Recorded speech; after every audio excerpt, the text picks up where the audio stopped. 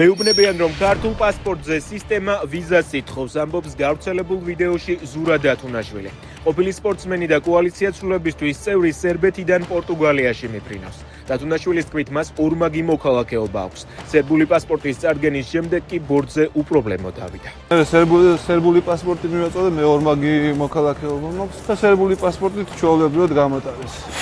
რუსეთში აფეთქდა გაზსადენი, რომელიც მტრის სამხედრო ქარხნებს ამარაგებდა. ინფორმაციას უნიანი უკრაინის სამხედრო დაზვერვიდან მათ წყაროზე დაყრდნობით ავრცელებს.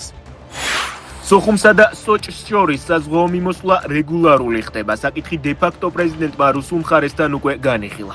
გუმბას ადმინისტრაციის ცნობით ინიციატივა სატრანსპორტო ინტეგრაციისა და აფხაზეთის ტურისტული პოტენციალის განვითარების ფართო სტრატეგიის ნაწილია. ჩინეთის სამხედრო დაზვერვისთვის კიბერფუტკრებს ქმნის. პეკინის ტექნოლოგიური ინსტიტუტის მეცნიერებმა შექმნეს მხოლოდ 74 მგ წონის მიკროკონტროლერი, რომელიც ფუტკრის ტვინში ინერგება და მისი ფრენის ტრაექტორიის გაკონტროლების საშუალებას იძლევა. კიბერფუტკრების მთავარი დანიშნულება მათი ფარული დაზვერვისთვის გამოყენებაა, ძნელად მისადგომ ადგილებში ოპერაციებისთვის.